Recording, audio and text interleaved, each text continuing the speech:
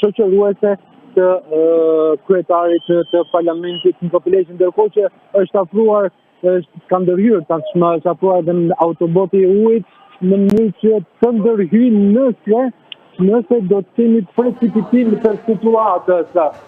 Është një gjendje e tensionuar në këto momente që seanca parlamentare ka përfunduar dhe janë një numër i konsideruar dhe forcat policisë, por vetë forcat e ndërhyrjes së shpejtë për të bërë ballë numrit të protestuesve të cilët u spostuan nga vendi që ishin në pak minuta më parë pranë qendrës kryetare të gjendet shumë të vitur me godilën e parlamentit, me daljen kryetare të parlamentit.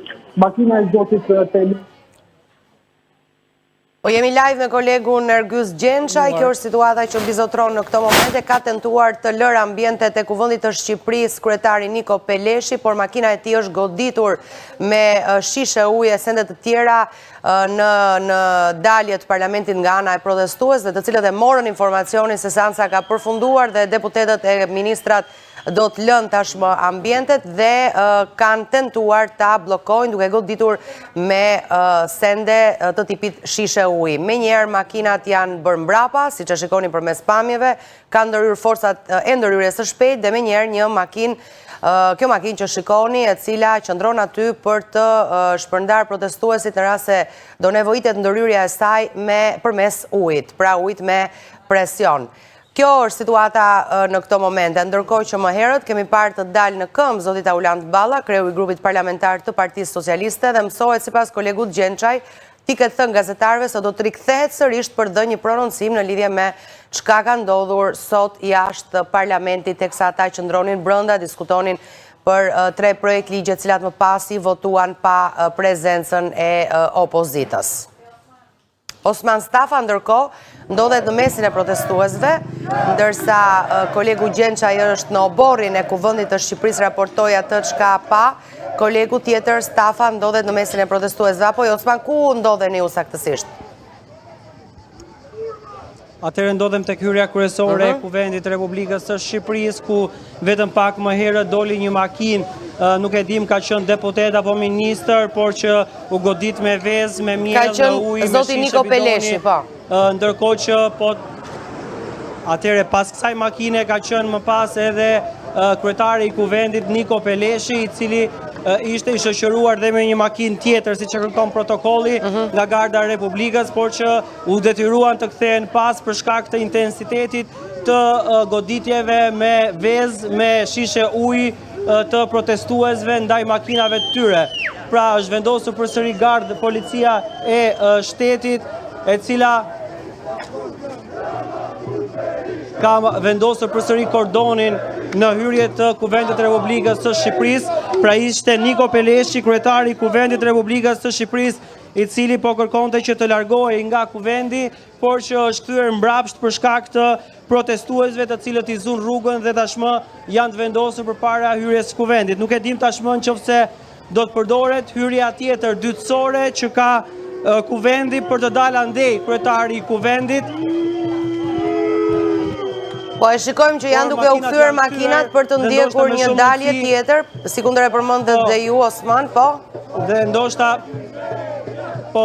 me shumë mundësi dalja do të jetë nga ana e pedonales, paktën andej po shikoj që po shkojnë makinat. Dhe do të jetë kjo forma se si kryetari i kuvendit Niko Peleshi ditën e sotme do të largohet nga kuvendi i Republikës së Shqipërisë.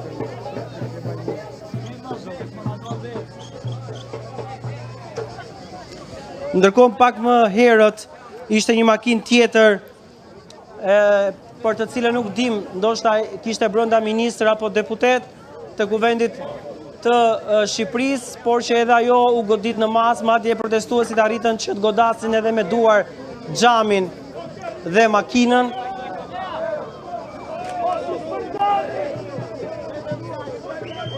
Ndërkohë që protestuesit kërkojnë të qëndrojnë, sikundër një pjesë po kërkon të shkëputet për të dalë përsëri nga ana e pedonales, edhe pse aty janë larg pra hyrjes kryesore, përsëri kërkojnë që ta kenë situatën nën kontroll dhe të mos lejojnë daljen nga perimetri i kuvendit të Shqipërisë, por do të shohim se çfarë do të ndodhë teksa tashmë ora është 12:17 minuta, por protestuesit vijojnë të qëndrojnë në këto temperatura të larta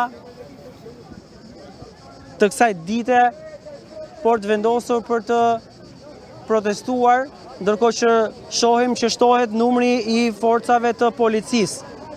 Pra janë forcat e ndërhyrjes së shpejtë, forcat shqiponja, të cilët janë edhe pas punojësve të tjerë të cilët janë punojësit e policisë komisariateve. Do të shikojmë nëse ata do të ndërhyjnë apo kanë ardhur këtu vetëm si formë. Bëhet gati zoti Balla për të dhënë prononcimin e tij për gazetarët. Një moment, Osman, ta dëgjojmë. Djajt më të mëdhej janë Izraeli, Amerika dhe Rusia. Ua ka thonaj, 3 djajt më të mëdhej. E Dirama ua ka thonë Izraelit, 3 djajt Major Devils ka thonë. Janë në Amerika, janë në Izraeli dhe Rusia.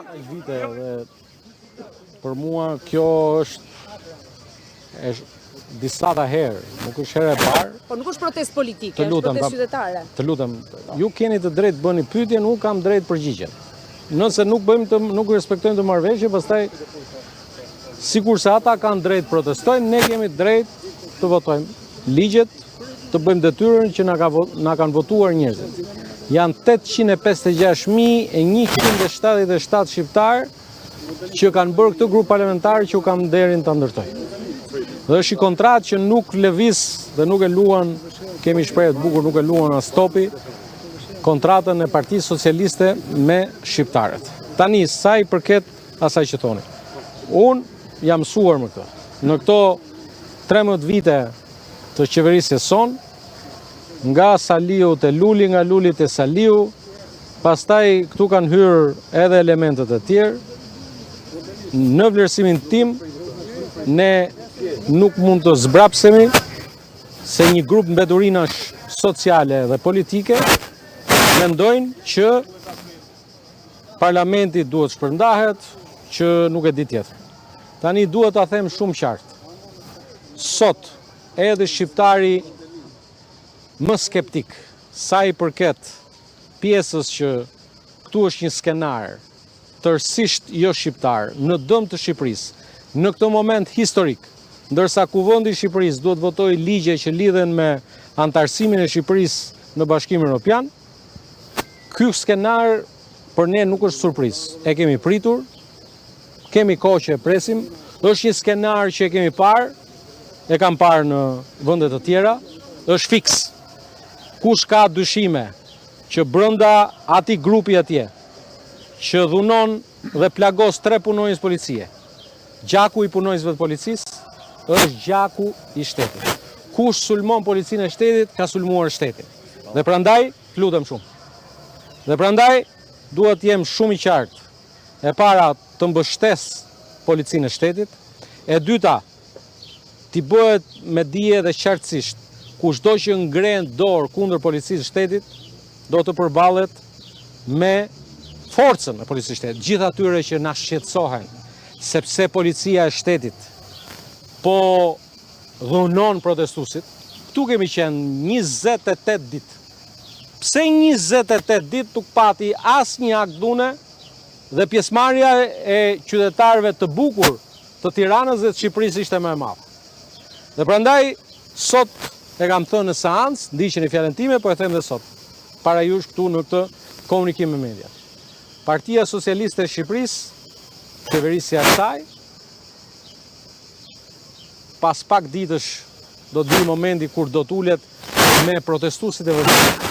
Ata që u ngritën për natyrën, ata që ngrihen ose mbështesin në heshtje protestën, por pjesën e arrogancës së çdo punonjësi zyrtari që ka zënë një karrige të shtetit dhe nuk e përdor atë në dëm të interesit qytetarëve, në interes të shqiptarëve. Si përcakton kush janë protestuesit? Lutem. Si keni identifikuar? Protestuesit e vërtet sot ndahen qytetarët që mbushën bulevardin dhe një grup kriminal me persona me precedent rrezikshëm penal. Zoti Balla, atëherë Sigurisht, pse nuk ndishte të njëjtin standard kur ka protestues me precedent penal? Patjetër. Pse nuk ndishte të njëjtin standard ta përfundon me Partinë Socialiste që ka futur në parlament deputet të lidhur me krimin apo me precedent penal? Pse nuk ndishte të njëjtin standard? I njëjti.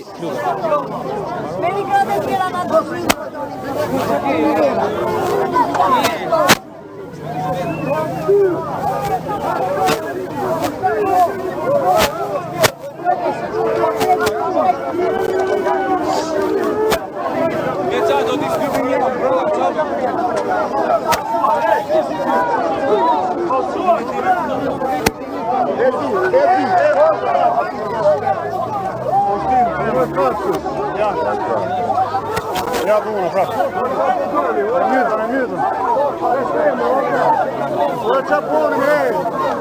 Sapone. Qëllëpësira!